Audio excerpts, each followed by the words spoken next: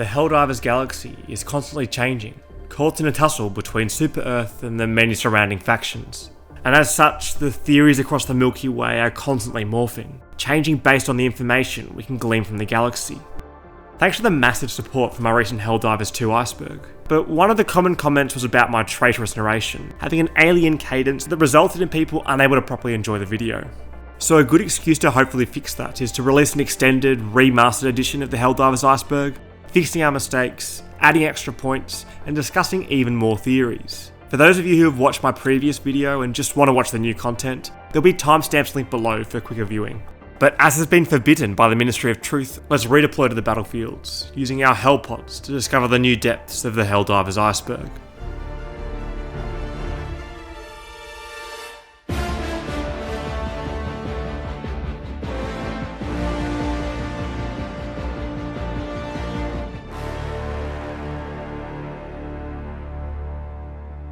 And these Hellpods are actually partially connected to our first point of discussion. When creating the first Helldivers, Arrowhead stated that they wanted to create something that held the essence of what they look for in games. They decided to go with a top-down shooter, and at the time they were obsessed with global politics and wanted to make a commentary on geopolitical warfare. They're huge geeks, so naturally they love their Star Wars, Starship Troopers, aliens, etc., and so they mixed it all together to make Helldivers. Starship Troopers is definitely a core inspiration for Helldivers, and its story may sound familiar. It depicts a futuristic society, where the military is glorified and caught in an interstellar war with the Arachnids. Written by Robert Heinlein, it's been adapted into TV shows and films, and all of this served as inspiration for Helldivers. Helldivers all come together to celebrate Liberty Day, a day that narrative lead Nils Hansen describes as a day commemorating the discovery of managed democracy. A way to let humans truly be free. Liberty Day falls on the 26th of October, and it's thought that this is because Starship Troopers itself had its novel published on the 26th of October 1959, and this would create a deep symbolic link between the foundation of Helldivers and the creation of Starship Troopers. But the release of Starship Troopers might not have a concrete date.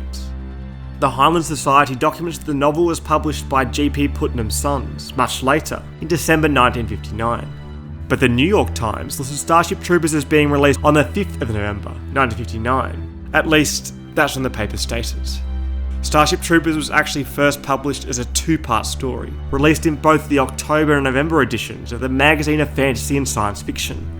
But there's even more links that could combine Helldivers and Starship Troopers. While the name Helldivers could be a nod towards the informally named Helljumpers from Halo, the orbital drop shock troopers, the actual pods themselves are very similar to Starship Troopers. Spaceship troop carriers contain twin-launching tubes, shooting capsules just barely big enough to hold an infantryman with all fueled equipment.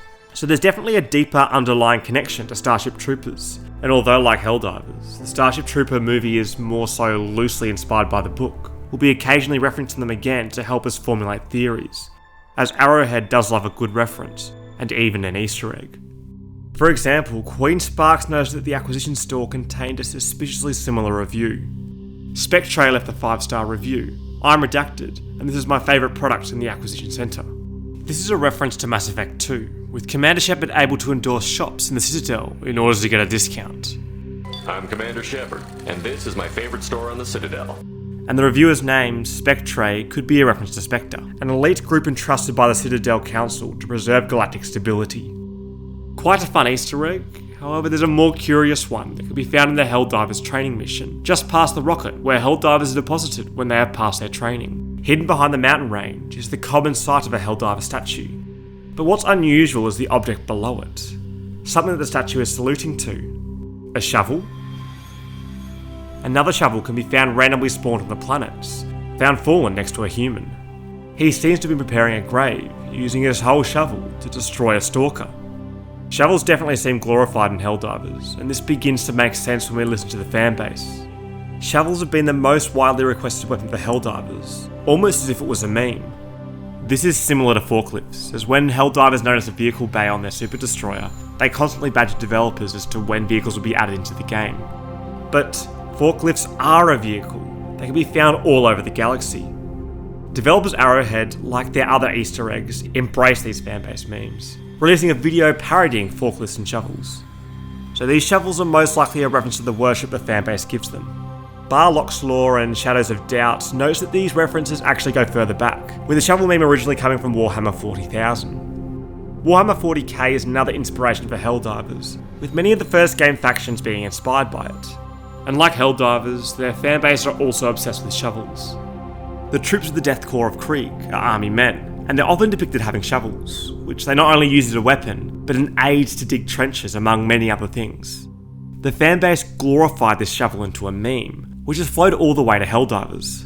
And in Helldivers, this kind of infatuation stretches further than just shovels. All humans we talk to in Helldivers are enamored with Super Earth, its managed democracy, and becoming a Helldiver. You truly are one of Liberty's greatest heroes. Liberating planets, destroying evil, and spreading democracy certainly sounds fun, but there are loose threads around this tapestry of freedom that threaten to unravel a different image. The shipmaster explains the Democratic officer's role on the Super Destroyer. The democracy officer is here to optimize our citizenship. We're lucky. We should always strive to be the best citizens we can be. They act as a morale booster, one that encourages Helldivers to continuously launch themselves down to another planet, and most likely to their imminent death. But why are Helldivers constantly being sent down to their deaths? Is this really all for freedom? Some of the traitorous thought that Super Earth is actually evil, being the universe's aggressors as opposed to their saviour. Helldivers is also inspired by George Orwell's novel, 1984, a futuristic book where Earth is being caught in a never-ending war. Being led by the thought police, known as the Big Brother, civilians are constantly surveilled. Propaganda is served to people through a sect of the government known as the Ministry of Truth. And this kind of masquerade pushed by the government in 1984 could also be echoed in Helldivers.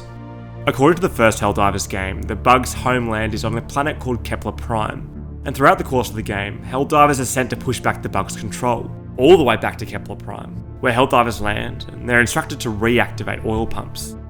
This means that Helldivers have been on this planet before, perhaps aggressively trying to obtain oil and encroaching on the bugs. One of the missions in Helldivers 2 is to disable some illegal broadcasts. The automaton's broadcast seems to be in some sort of indiscernible language, but the Terminid's broadcast sends a more concerning message. Wake up, people. The bug menace is a Super Earth construct. It seems like we're missing out on a lot, perhaps things that Super Earth aren't letting us know about. And if we peel away this first layer of Helldivers lore, we can find that a lot of what we see and hear on our Super Destroyer can be viewed as satire. Our enemies can fight as hard as they like, but freedom always wins. As we travel further down these mysteries, it might not even be as simple as Super Earth being evil, or even the fact that Super Earth even exists. It's thought that between the first and second Helldivers, there were 100 years between each galactic war. Even though the first Galactic War ended almost 100 years ago, we're still enjoying the freedom those heroes fought and died for. Maybe in another 100 years, our descendants will be doing the same. In the first Helldivers, if the Helldivers lost the war, Super Earth fell. It was then stated that humanity would go forth and find a replacement planet that was as similar to Earth as possible, recolonising Super Earth. And what happens if this is actually the true events preceding Helldivers 2? Super Earth was actually destroyed. The Helldivers 2 tutorial is located in Mars, right next to Super Earth, but strangely it contained two suns, which is a bit weird for Earth. Could it be a relocated civilization far away? The galaxy map still does contain a galaxy which has Super Earth and Mars, but compared to the first Helldivers, the rest of the universe has different planets. And it seems that Arrowhead has patched out this second sun that appeared on Mars. It's still more likely that the Super Earth we see on the galaxy map is the same as the one in the first Helldivers, but maybe it was still destroyed, like SGG 3586 thinks, and the Ministry of Truth is just covering up the fact that Super Earth has been destroyed. The service technician states that they've never been to Super Earth before. Super Earth really is the best place to live in the entire galaxy, isn't it? Sometimes when I can't sleep, I imagine what it would be like to live there. And maybe this is because Super Earth doesn't actually exist anymore, or is in a state of complete decay. It is quite a radical thought, and it should be opening our eyes, revealing this complete first layer. And we need to understand that investigating much further will label us more than just dissidents, as its mysteries go much, much deeper. So, like the Matrix, let's take a red pill and dive headfirst into the homeworld of the bugs, Kepler Prime. The Terminids are wretched creatures, bugs, whose only goal seem to be to breed, spreading from planet to planet. But how did Terminids even spread across the galaxy? Helldivers have the super destroyers, automatons have dropships, yet the explanation for how Terminids travel doesn't seem forthcoming. This question has mystified many Helldivers and scientists alike. From the Helldivers 1 encyclopedia, Super Earth believed that super resilient microbes are launched into space from forces such as meteoroids. Starship Troopers also had bugs that travelled through space. Known as the Arachnids, they conquered many planets, threatening the peace of the United Citizen Federation. And in the first movie, it's explained how they travel throughout space. They can colonize planets by hurling their spore into space. It's depicted that some sort of plasma or rock containing the arachnids is launched into space, allowing the arachnids to spread. But in Helldivers, the Terminids congregate in nests, harbouring their eggs, which they could be using to reproduce. But it's thought more likely that the spore spewers are the source of the Terminids spreading, either through an asteroid or even clinging onto the clothes of the surviving Helldivers. But surely an asteroid would be easily identified by Super Earth, and they could destroy the bugs before spreading to other planets. In the Starship Troopers television series Roughnecks, the explanation of bug travel is slightly different. They had transport bugs that would fly between planets, and Onyx believes the large bug corpse that could be found on Terminid planets could be a reference to this. But the novel of Starship Troopers depicted the bugs having ships, colonies, and other planets, the same as Super Earth. But it's more likely that this bug is a reference to a boss in the first game, the Hivelord, a bug that's capable of creating new tunnels for the bug hives. Maybe it's a hint of what will be added later in the game. However, there is one more thought on how the bugs could be spreading, and that's through the control of Super Earth. The Shipmaster explains the history of the Terminids. If the Terminids had stayed on the Element 710 farms where they belonged, all this bloodshed could have been avoided. It seems like the Terminids were being farmed, perhaps since the conclusion of the first Helldivers, with their bodies being used, extracting the Element 710 from them. The Terminids spent decades content on the E710 farms. Now their most destructive instincts run rampant, to the detriment of all. Whatever was the case, it seems that the Terminids spread away from these farms, becoming more destructive and causing havoc amongst the galaxy. The service technician hints at what could have caused this change in the bugs. You know, these actually aren't exactly the same bugs we fought in the Great Galactic War. Yeah, 100 years of rapid evolution, not to mention all the genetic modification they got on the E710 farms. Faceman Foothand supposes that this evolution could be producing these new types of Terminids. Many similarities can be seen from the simple hopper to the annoying hunters and the sinister stalkers, and can be examined as an evolution process. The cloaking and shielding of the stalker definitely feels like an artificially forced evolution, perhaps some sort of forced mutation. So this forced mutation could have unlocked aggression in these bugs, instead of optimising the output of Element 710. Helldivers can be actioned to activate E710 pumps on the Terminid controlled planets, and what looks like oil pumps spring back to life. 710. If we were to flip and reverse these numbers, we can see the word oil. And if we cast our mind back to the illegal broadcast we found of the Terminid planets, there's another important message we can read. This threat is all about oil. The government made them. It seems like these bugs are being farmed for their oil, with Super Earth spreading these bug farms across planets, taking the Terminids with them so they can just generate more oil. A new major order could have spread some light into the views that Super Earth have for Terminids. It tasked the Helldivers to activate Terminid towers across the galaxy, effectively forming a barrier between Super Earth and the advancing Terminids. And these towers, when activated, spray some sort of gas across the atmosphere, and that was to push the Terminids back, quarantining them. But many think it might not be as simple as this. Since the first Helldivers, the Terminids have been kept on E710 farms, being constantly tested on. And while this evolved them, people think that Termicide might even evolve them much further. And when this order first appeared, there were rumours of sighting of a new flying Terminid. Crovis Wolf has an even more disturbing theory, that the Termicide will mutate humans so much so that they become a new zombie-like enemy. In 100 years, we're gonna look back on Termicide as one of those big important inventions, like antibiotics or the voting algorithm. And one thing we know for certain now is after the Termicide was activated, the new sighting of the Terminid ended up being true, with Shriekers rapidly spreading. And while there could be a correlation between the completion of the Termicide order and the introduction of the Shriekers have been around for much longer than we actually know. The cover art when Helldivers 2 released had some flying bugs in the background, which do look suspiciously like Shriekers. The Shriekers could have in fact been the very reason for why the Termicide was being released. But similar to the Stalkers, the Shriekers have their own special kind of nest, which could hint that they have been specially evolved, and maybe this is another domino in the chain that returns the Hivelords. And as time went by, our worst fears with Termicide became a reality. I've actually read about what happened with the Termicide. It's called hormesis. Basically, what doesn't kill you makes you stronger. Like how small doses of poison can make you immune. Or how workers in uranium mines can't get cancer. The sheer volume of spores coming out of this super colony, I've never seen anything like it. I was thinking, Helldiver. We know the flying bugs came from the termicide mutations, but what about the flying bots? You know, is it just a coincidence that they started flying at the same time? Or is it some kind of bug-bot collusion? The Termicide has been held accountable for the mutation of the Shriekers and catalysed the spread of the Terminids, with a supercolony being formed on Meridia. Helldivers were tasked to disable the Terminid control systems as planets became overridden with eggs, spores, and nests, and many noticed a different looking hole appearing near the Terminid control systems, with some like the Quixotic Six supposing these had been created by the Hivelords, yet again hinting at their return. And perhaps the key, or even reveal of the Hivelord, remains ever close on the yet unreturnable Meridia, the supercolony. Like Terminids, Helldivers themselves are being spread across planets. They're being sent like puppets out of their super destroyer, with Acceptable U-4139 noticing something peculiar about each of the Helldivers. No matter their armour, each Helldiver had an insert located at the back of their helmet. He proposed that this is a place where the memories of Helldivers could be uploaded. Each Helldiver uses the same resources, they command the same ship, they wear the same clothes, and this is immediately after the previous Helldiver had died. It's often thought that this is because these bodies are clones, being chilled at the back of the super destroyer, waiting for their time to impose democracy.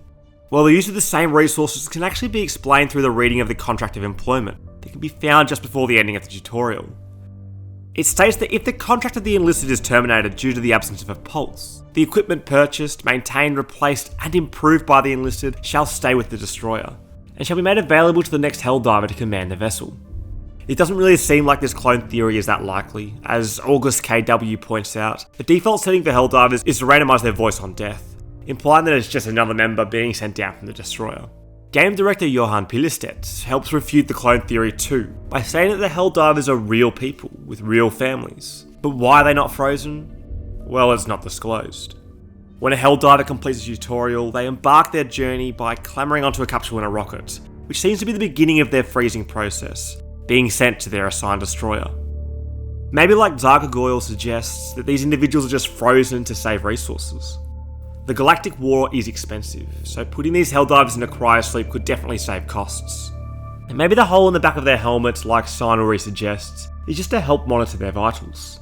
Or maybe it is still to override memories, but it's not on the clone's body. One of the main points against arguing Helldivers being clones is the amount of propaganda that's being fed to those to sign up to become a Helldiver. If they were indeed clones, they wouldn't need any Helldivers to sign up. But maybe one of these issues with Super Earth is that they lack the technology to produce humans for war, so they need the citizens to sign up, become a Helldiver, before they're sent to the destroyer, with their minds being overwritten by the player. Captain Rex 5101 extends this thought, proposing that perhaps being uploaded to each Helldiver is actually the consciousness of our super destroyer, with the ship themselves controlling the actions of each Helldiver. Every volunteer accepted to become a Helldiver indeed does, but only as a vessel, with their bodies being controlled by us, the ship's AI. When we finish playing the tutorial, we don't get to choose the name of our Helldiver, but rather just the name of the destroyer.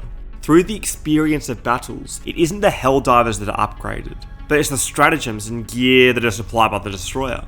Bloke named Bob points out that while all the voice lines of the Helldivers by default are random, each and every one of them scream and holler while shooting, with no poise or composure at all, as if every Helldiver is new. Practically every Helldiver dies on their first mission, they never gain experience of levels.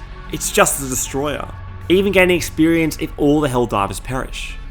That if they sign up to become a prestigious Helldiver, not only are they patriotically going to die as a Helldiver very soon, but as a slave, a prisoner, while machines control their body.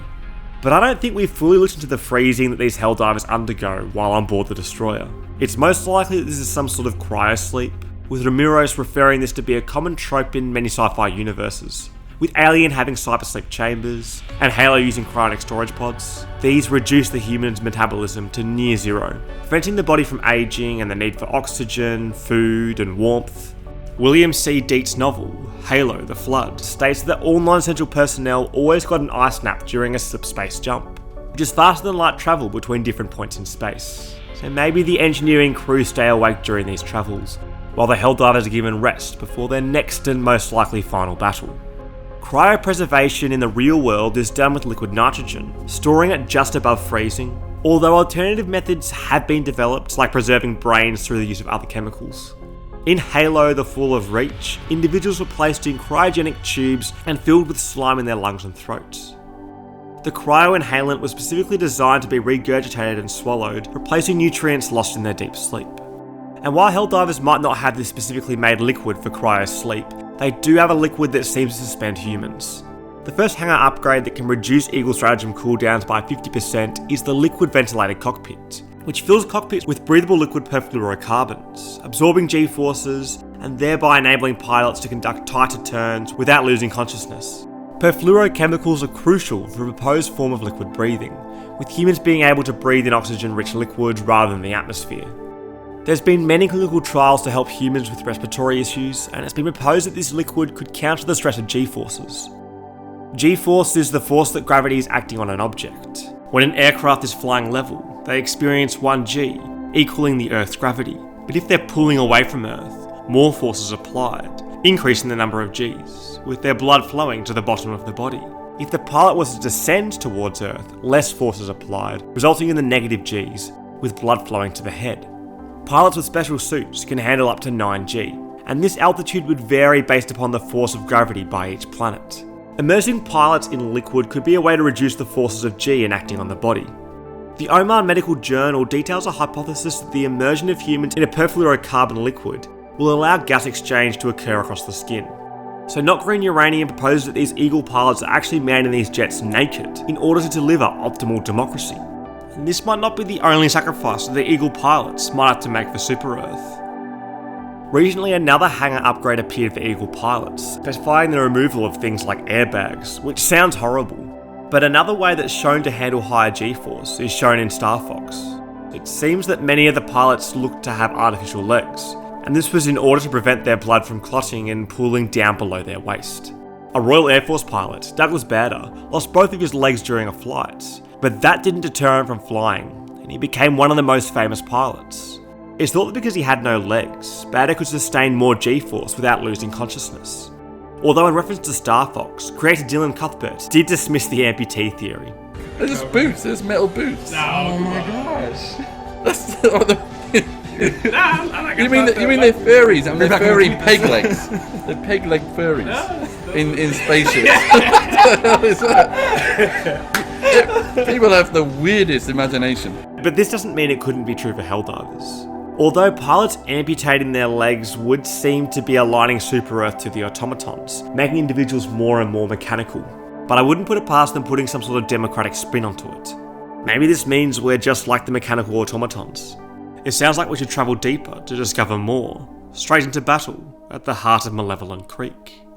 We're told that automatons are a mechanical threat to democracy, advancing their robotic selves towards Super Earth. But why? Snowman was one of the first to theorise the automatons are actually not advancing to Super Earth, but instead are pushing north, in respect to our galactic map, to a liberated planet called Cyberstan. In the first Helldivers, Super Earth weren't actually fighting against the automatons. They were fighting a similar faction known as the Cyborgs, a group Super Earth deems as terrorists that are broken away from the peaceful ways of Earth. They claim that Super Earth is a lie, and claim sovereignty from Super Earth, with their home planet being Cyberstan. The Democracy Officer states that In the First Galactic War, we cast the Illuminate from our galaxy and secured the half-human cyborgs safely in the mines of Cyberstan. But why would the automatons care about the cyborgs? The automatons speak in some sort of as-of-yet indecipherable sound.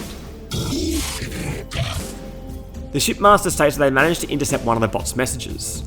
01000001 01001000. That was the first intercepted bot message. Our analysts think it means, kill all humans.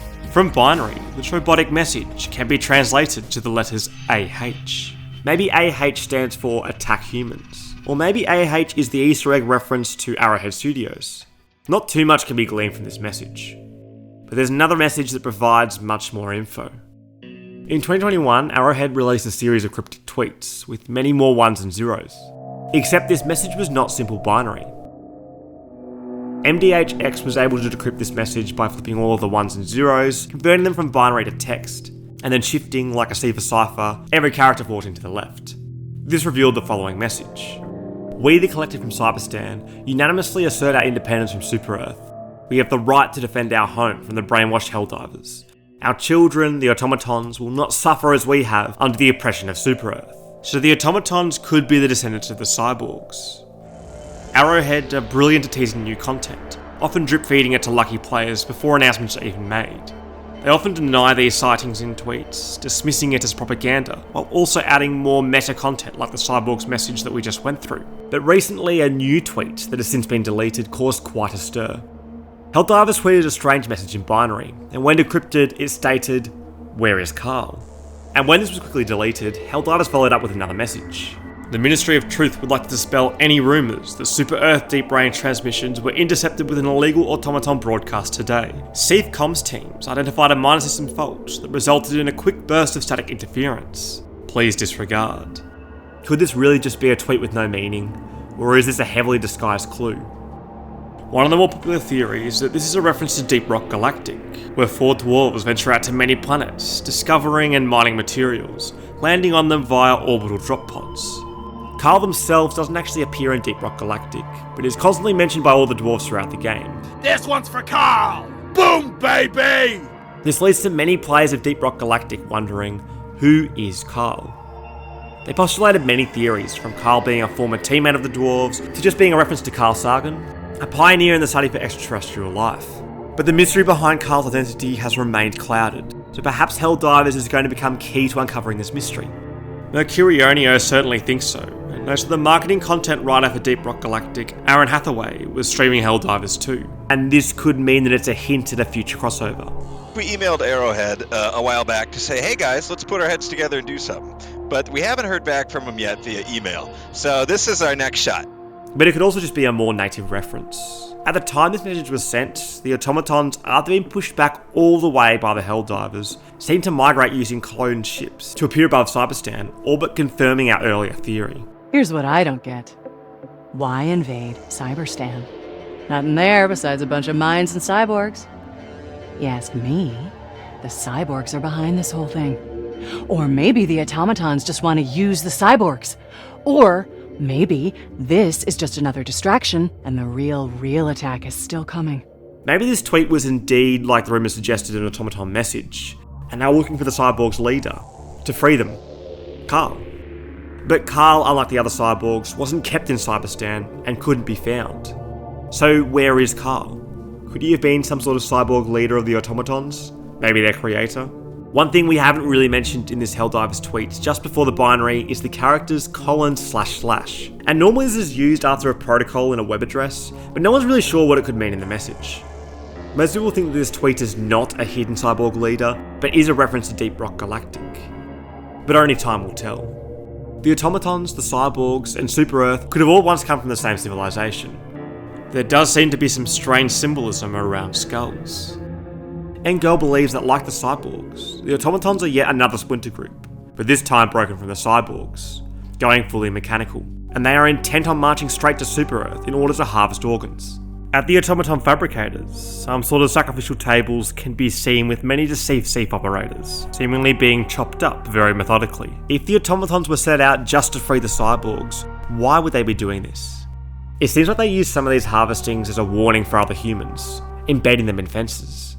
But most of them seem to be placed in boxes, almost as if harvesting them for a specific purpose. And if you have a closer look at these corpses, it seems like these are waste buckets, with many of the dead SEAF agents having stitches around their skulls. So it seems like there's only one important piece of material that the automatons want: the brain. So maybe the automatons are as evil as Super-Earth themselves? It does seem like a very torturous thing to do. I mean, why would they even do this? Or maybe we can go back to their inspiration, Starship Troopers, to help us understand their motives. In the novel, the bugs known as the pseudo-arachnids are organised, both psychologically and economically, like ants or termites, hanging out in communal entities and hives. The arachnids in the movies were depicted as much dumber creatures, but through the films it was revealed that they have a more structured system, with brain bugs being able to control colonies to have a purpose. And these brain bugs, like their name, were obsessed with obtaining the human brain. It's thought that they sought after human brains in order to utilise the knowledge or memories of the victims. And this could be what the automatons are doing, dissecting the humans to understand their enemy closer.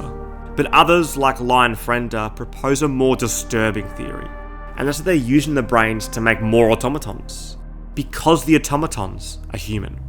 This could be why all of the seed harvesting is happening near the fabricators, close to the heart of their production lines. And as for the automaton's first intercepted message, AH, Lion Frender believes that this could stand for all human.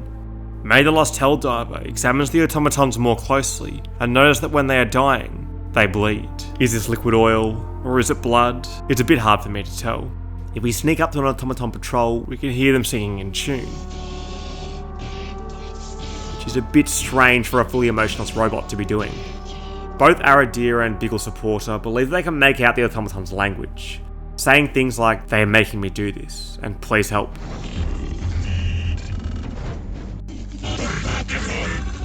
But I can't really make it out. What do you think?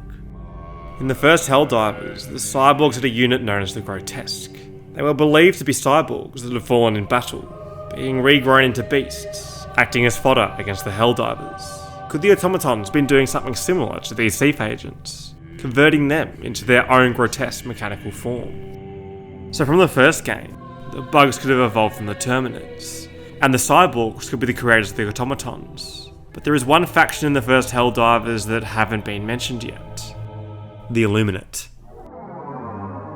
A highly advanced alien civilization, the Illuminate was said to have been mass-producing weapons, posing a threat to Super-Earth. And as our Democracy officer mentioned, the Illuminate were cast in the galaxy after the First Galactic War. Although the service technician does state that the Illuminate had been eradicated. Simplest would be to eradicate them, like the Illuminate, but I don't know. But if we were to cast our eye over to the TV within the Super Destroyer, we can see a news headline stating that rumours of Illuminate sightings are a work of dissidents. And to investigate this further, let's delve into the heart of the galaxy, the elusive Super-Earth. The Illuminate could very well be alive and well within the galaxy. They originally offered peace, but the War Start Notice stated that Super-Earth couldn't afford to trust them due to their stockpile of weapons. One of the Illuminate's most powerful tools is mind control, bending humans at their will. And few believe, like TRBD-25, that Super-Earth is actually controlled by the Illuminate. The Illuminate have a large AI creature, known as the Great Eye, that would monitor the society, policing and correcting them. It sounds quite familiar to a Big Brother, and also to how Super-Earth does their voting. I heard that some dissidents wanted us to select our own candidates instead of using the algorithm. Great idea. Everyone will just become a political expert overnight. Treasonous morons. Wonder which candidate will be selected for me in this upcoming election. This kind of forced selection, selected by an algorithm, does sound very similar to how the Great Eye would work. But there is one major flaw in this theory. If the Illuminate were powerful enough to hoodwink all of Super-Earth into keeping the Illuminate safe, why would they choose to hide instead of appear as a threatening presence? Maybe they could have been severely depleted in resources, and are incredibly outpowered by Super-Earth, so they're just biding their time, waiting to start a physical invasion again. And maybe they are pushing war after war onto Super-Earth in an attempt to deplete all of their resources, in order to defeat them easier. Recently, many Helldivers have reported seeing blue lasers, often shooting down at the Helldivers from a high angle. And this led many like Die335 to believe the Illuminate are in fact already here. Like the Shriekers that were slowly revealed, these blue lasers could be doing very much the same, slowly revealing some sort of new enemy. But the automatons use red lasers, so these blue lasers might even go further into revealing a new faction. The Hunter is an infantry in the Illuminate that is well known for its long-range electro-pulses. The encyclopedia states that it can vaporize the air at ranges of up to 10 kilometers. And these Illuminate lasers, they're blue.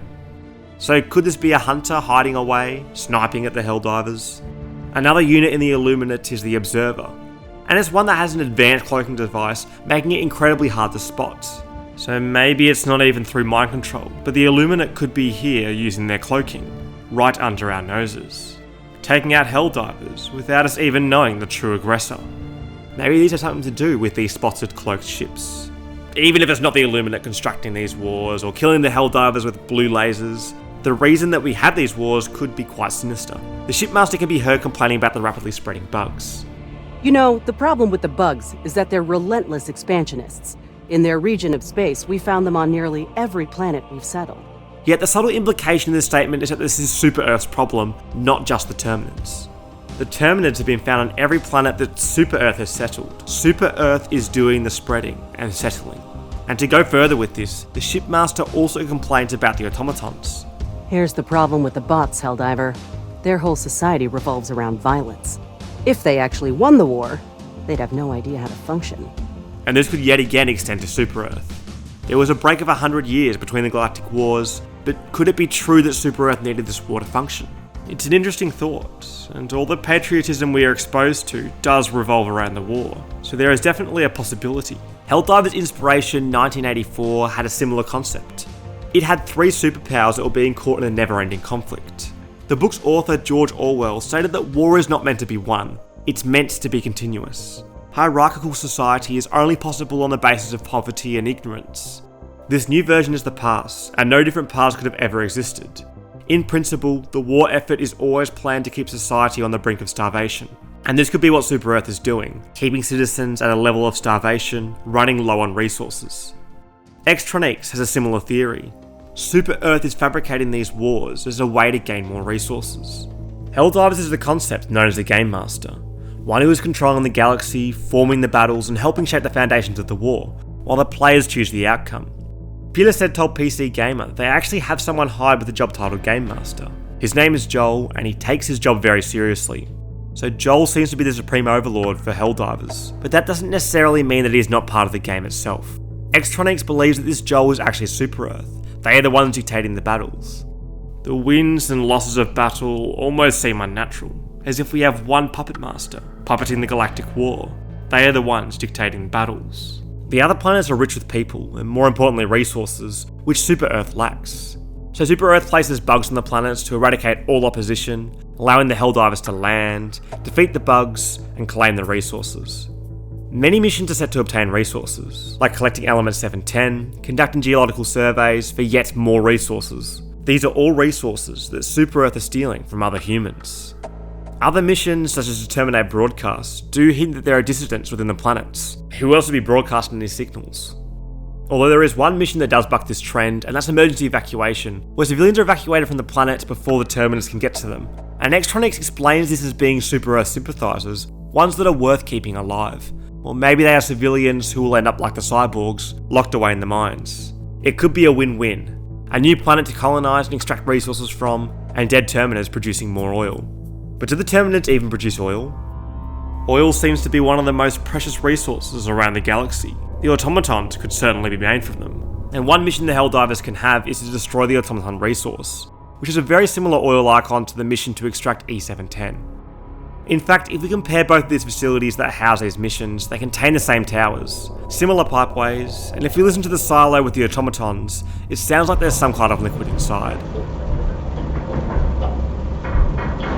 Another curious feature that can be found on pretty much any planet, no matter if the enemy is an automaton or Terminid, are these vertical shafts that kind of look like holes for Terminids, and they have smoke or steam emitting from them. If we throw an explosive inside this hole, our Helldiver will be blown to Kingdom Come, with the massive explosions happening deep below.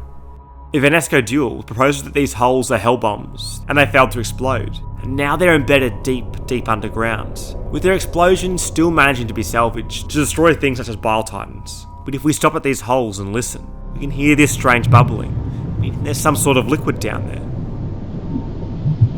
And dropping down this hole doesn't reveal much, only displaying a black and dark atmosphere around. Could this substance down below actually be oil? Or is this too many layers deep? If this was the case, it would make more sense that the Terminids are purely a militaristic weapon. Lane Williams 4473 believes this liquid is just lava. There does seem to be some orange glow emitting from these holes, so this could very much be the volatile liquid hiding beneath. Although in the first Helldivers, lava can be found in the volcanic planets that were brought into the added content turning up the heat, so maybe similar volcanic planets could also be making a future appearance in Helldivers 2, and that may further reveal the mystery behind these pits. But all these mysteries just watered down to Super Earth. What really are they after? I'd say oil for now.